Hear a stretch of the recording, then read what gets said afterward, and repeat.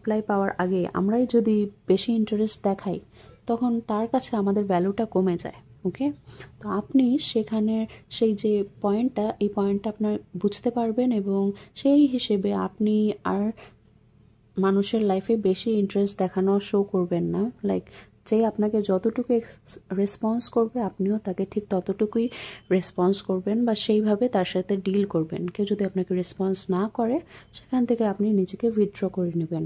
ওকে, আপনার এখানে spiritual union এসেছে, তো এই কার্ডটা আমি একটু পরে আসছি।